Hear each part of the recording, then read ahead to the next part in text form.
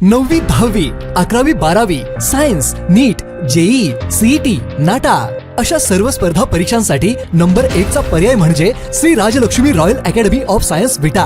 इथे मिळतो number 1 result, number 1 teaching quality, 3D animated video lectures, live organ biology workshop, number 1 infrastructure, AC, digital classroom, library, study room, expert lectures from various fields, educational tours, exclusive workshop for personality development, Olympiad exam, foundation course, लाखो रुपयांची scholarship आणि दत्तक योजनाही।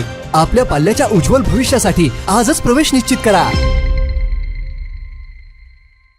नमस्कार, prime news मध्ये आपल्या सर्वांचे स्वागत। निमगोऱ्या जुलमी सरकारने शेतकऱ्यांना लुटले असून टेंबू योजनेची पाणीपट्टी एकरी 8,800 रुपये करून त्यांच्या उतार्यावर बोजा टाकल्याने शेतकरी देशोधडीला लागला आहे।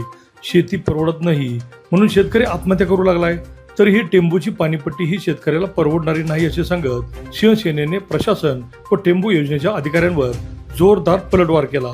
खानापूर रोडवरील शिवसेनेच्या ऑफिसपासून कडक उन्हाचा तडाखा बसत असतानाही शिवसेनेने जोरदार घोषणाबाजी करत छत्रपती शिवाजी महाराज चौकात येऊन सरकारवर तोफ डागली। पाहूयात काय घडलं ते। छत्रपती शिवाजी महाराज की जय, छत्रपती शिवाजी महाराज की जय, धर्मवीर छत्रपती संभाजी महाराज जय, हर हर महादेव, हर हर महादेव। शेतकरी एकजुटीचा जय हो, शेतकरी एकजुटीचा जय हो, शेतकऱ्यांची पिळवणूक करणाऱ्या नालायक सरकारचा धिक्कार हो, शेतकऱ्यांची पिळवणूक करणाऱ्या नालायक सरकारचा धिक्कार हो। जय महाराष्ट्र। आज विटा तहसील कार्यालयाच्या बाहेर शिवसेनेचं ठिय्या आंदोलन चालू आहे। गेल्या महिन्यामध्ये 2 तारखेला आपण पत्रकार परिषद घेतली होती आणि त्या पत्रकार परिषदेमध्ये आपण सांगितलं होतं की आपल्या तालुक्यामध्ये व आपल्या मतदारसंघामध्ये ज्या ज्या भागातून टेंबू गेलेला आहे त्या भागातील आमच्या शेतकरी बांधवांना या नालायक सरकारने पाणीपट्टी लावलेली आहे। ती कशी लावलेली आहे? एकरी 9,000 रुपये, एका एकरला आमच्या शेतकरी बांधवांना 9,000 रुपये एवढी पाणीपट्टी लावलेली आहे।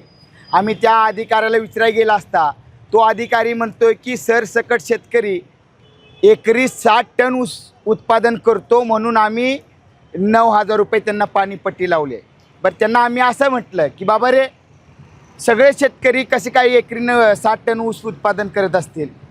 काय शेतकरी 100% मधले 40% करत असतील, पण 60% एवढे नाहीत ना करू शकत। तरी त्यांनी सांगितलं की तो वरचा GR आहे, आम्ही तो लागू केला आहे। सगळ्यात महत्त्वाचा विषय, आपण गेल्या वेळी पत्रकार परिषदेमध्ये या मतदारसंघाचे आमदार त्यांनाही आपण विनंती केलेली की तुम्ही या प्रकरणाकडे लक्ष घाला। आता निवडणुका होऊन बाकीच्या ज्या काही राहिलेल्या आहेत जिल्हा परिषद वगैरे नगरपालिका 2-2.5 महिने पण झाले नाही, तोपर्यंत शेतकऱ्यांच्या कुटुंबावरती शेतकऱ्यांच्यावरती यांनी अन्याय करायला चालू केला। मतदानापुरते तुम्हाला शेतकरी बांधव हवे आहेत का? तुम्ही स्वतःला सांगताय या तालुक्याला या मतदारसंघाला आम्ही पाणी पुरवलं, काय काय तुम्ही नावं स्वतःला लावून घेताय। खऱ्या अर्थाने आज या शेतकरी बांधवांच्यावरती जे काही तुमच्या माध्यमातून आमदार म्हणून तुमची पहिली जबाबदारी आहे, तर या ज्या काही पाणीपट्टी तुमच्या माध्यमातून या शासनाच्या माध्यमातून जे काही लागू केले हे तातडीनं मागे घ्या। या जर मागे घेतलं नाही तर आज आमचा शेतकरी बांधव अक्षरशः सनदशील मार्गाने आजचं आंदोलन आहे। जर तुम्ही ही पाणीपट्टी जर मागे घेतली नाही तर आम्हाला आमदाराच्या घराबाहेर येऊन आंदोलन करायला लागेल, एवढा ते आम्ही आपल्या माध्यमातून आमदारांना इशारा देतो। आपण जर यात जर काही निर्णय घेतला नाही आणि हे लावलेले सगळे कर आहेत, अजून 6वा टप्पा पूर्ण नाही झाला, कशी काय पाणीपट्टी लावली हो तुम्ही? अजून हा टेंबू प्रकल्प पूर्ण झाला नाही, सगळ्या गावांना पाणी पोचत नाही, तरी पण तुम्ही पाणीपट्टी लावल्या। कुठून भरणार आहे शेतकरी? आज तुम्ही बघा, आमचा शेतकरी सगळ्या साध्या कुटुंबातला आहे, 9,000 रुपये तुम्ही जर एकरी लावत असाल तर आम्ही ते शांत बसणार नाही आणि ते खपून पण घेणार नाही, एवढंच आपल्या माध्यमातून सांगतो। जय हिंद, जय महाराष्ट्र। शेतकरी एकजुटीचा जय हो, शेतकरी एकजुटीचा जय हो, शिवसेनेचा जय हो, शिवसेनेचा जय हो। जय जिजाऊ जय शिवराय।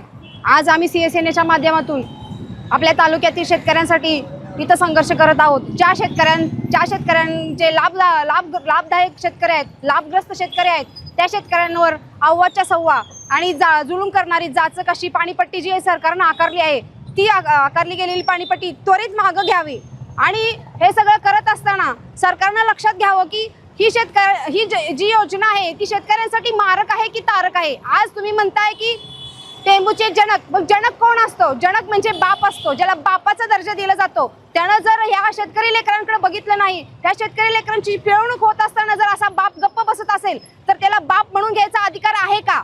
आणि हे सगळं करत असताना जी टेंबू योजना या शेतकऱ्यांच्या शेतातून गेली आहे, शेतकऱ्यांच्या क्षेत्रातून गेलेली आहे. काय काय शेतकऱ्यांना तर त्याचा मोबदलाही मिळालेला नाहीये. आणि असं असताना सुद्धा ज्या शेतकऱ्यांसाठी ही योजना आहे त्या शेतकऱ्यांवर ही अन्यायकारक जुलूम करणारी ही पाणीपट्टी लादली गेलेली आहे.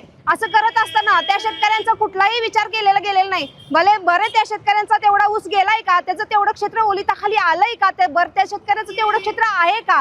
आज सरळ सरळ जर ही पाणीपट्टी शेतकऱ्यांच्या सातबाऱ्यावर चढवत असतील आणि त्यात त्यांनी वापरलेला शब्द म्हणजे बोजा. विचार करा, बोजा. आमच्या जर सातबाऱ्यावर बोजा लावायचा अधिकार यांना आहे का हो? आज आमच्या सातबाऱ्यावर बोजा हे लावतात, आम्ही यांचं काही देणं आहे का? उलट आमचेच हे देणं आहेत. आम्ही त्यांच्यासाठी जमीन दिली आहेत, विना मोबदला दिलेल्या आहेत. आज शेतकऱ्यांनी तिथं कुठलाही मोबदला घेतला नाही, अशा शेतकऱ्यांना सुद्धा विचारात घेतलं गेलेलं नाही. आणि त्यांच्यावर अवाच्या सव्वा पाणीपट्टी लावून त्यांच्यावर जुलूम करण्यात येत आहे. अशा शेतकऱ्याचा मी जाहीर निषेध करते. आणि तातडीनं आज जे कोण प्रस्थापित असतील, सरांनी सांगितलं की जे निवडून नाही आलेत अशी लोक सुद्धा, मग तुम्ही नुसतं मतदानाच्या काळात तेवढं येऊन बोंबलत बसता का? आम्हाला मतं हवी आहेत, मतासाठी तुम्हाला फक्त जनता हवी आहे का? आज शेतकरी राजा म्हटलं जातं. भारतीय अर्थव्यवस्थेकडे शेती आहे, 70% शेतकरी असताना आज प्रत्येक वेळेला माझा शेतकरीच का भरला जातोय? आज तुम्ही विचार करा, कितीतरी मोठे व्यापारी आहेत, गुंड आहेत, कितीतरी त्यांच्यावर भ्रष्टाचाराचे आरोप आहेत, कितीतरी त्यांची रक्कम माफ केली आहे, त्यांची कर्ज माफ केली जातात. त्यांच्या ह्याच्यावर कधी बोजा चढलाय का? त्यांच्या मालमत्तेवर बोजा चढलाय का? त्यांच्या घरादारावर कधी बोजा चढलाय का? मग माझा शेतकरीच या पिळवणुकीचा हकदार का? आज माझा शेतकरी कुठल्याही प्रकारे अशा प्रकारची पिळवणूक सहन करणार नाही आणि शिवसेना गप्पही बसणार नाही. आज शेतकऱ्यांना स्वतःची जमिनी दिलेल्या आहे तिथं. असं असताना सुद्धा जर शेतकऱ्यांवर असा अन्यायकारक बोजा चढवला जात असेल तर आमची शिवसेना त्या बाबतीत कधीही गप्प बसणार नाही. माननीय आमदार साहेबांनी नुसतंच आमिष दाखवलं की आम्ही मिटिंग घेऊ आणि लग्नाचं निमित्त दाखवून त्यांनी ती मिटिंग कॅन्सल केली. हा कुठला प्रकार आहे? हा सरळ सरळ शेतकऱ्यांना वेटीस धरण्याचा, दिशाभूल करण्याचा प्रकार आहे. त्यांनी असं करू नये. ज्या शेतकऱ्यांसाठी ते जनक म्हणून संबोधतात स्वतःला, त्यांनी जनकत्व त्याचा वापर करावा, जनकत्व आहे हे त्यांनी सिद्ध करावं. एवढंच मला या ठिकाणी सांगायचंय. आणि जर ही पाणीपट्टी माघारी घेतली गेली नाही तर शेतकऱ्याचं हे आंदोलन पूर्ण तालुक्याभर अत्यंत तीव्र स्वरूपात केलं जाईल. एवढीच मी इथं ग्वाही देते आणि थांबते. जय शिवाजी, जय शिवराय. जय भवानी, जय शिवाजी. नुकतीच टेंबू सिंचन उपसा यांनी पाणीपट्टी यादी गावोगावी जाहीर केली आहे. माऊलीपासून ते शेवटचं गाव पाडळीपर्यंत त्यांनी पाणीपट्टी आकारणी जी केली आहे ती अतिशय जुलमी पद्धतीने पाणीपट्टी आकारण्यात आलेली आहे. मूळतः टेंबू सिंचन योजनेचा 6वा टप्पा हा पूर्ण शेतकऱ्यांचं मत आहे की तो अपूर्ण आहे, तो पूर्ण क्षमतेने सुरूच झाला नाही.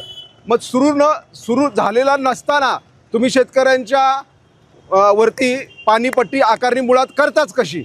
बरं, ती करता आकारणी तुम्ही ते त्याच्यासाठी शेतकऱ्यांना विश्वासात घेतलं का? 9,700 रुपयाच्या आसपास एकरी त्यांनी पाणीपट्टी आकारणी केली आहे. जर आज शेतकऱ्यांचा एका एकरमध्ये होणारा खर्च, त्याची होणारी सगळी काही मशागत आहे किंवा त्याची स्वतःची मेहनत आहे, बी बियाणं आहे, लागवड आहे, हा खर्च विचारात घेता त्याला एकरी उत्पन्न 22 ते 23 गुंठ्याचं पण येत नाही आणि तुम्ही त्याच्यावरती पाणीपट्टी आणखीन जुलमी पद्धतीने आकारताय, तर ती सगळ्यात पहिली शिवसेनेची मागणी ही आहे की ही पाणीपट्टी आहे ती ताबडतोब मागे घ्यावी.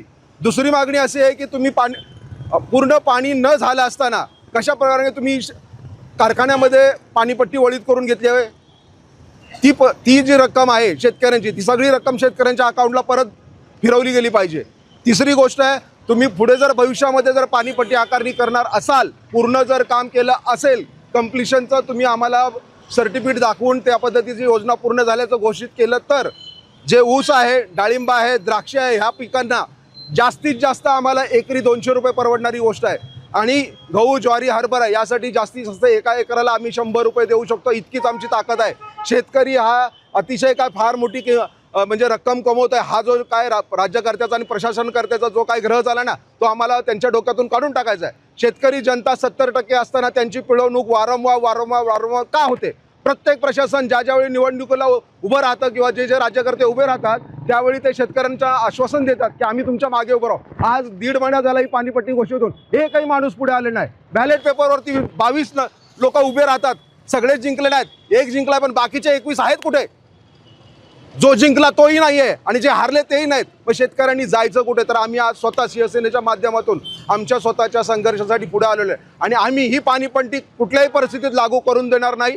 मला प्रशासनाला, राज्यकर्त्यांना, त्यांच्या बडव्यांना हेच सांगायचं आहे की ही पाणीपट्टी तुम्ही गपगुमान मागे घ्या, नाहीतर येणाऱ्या प्रसंगाला, तुम्हाला शेतकऱ्यांच्या रोषाला येणाऱ्या दिवसामध्ये सामोरं जावं लागेल. जय हिंद, जय महाराष्ट्र.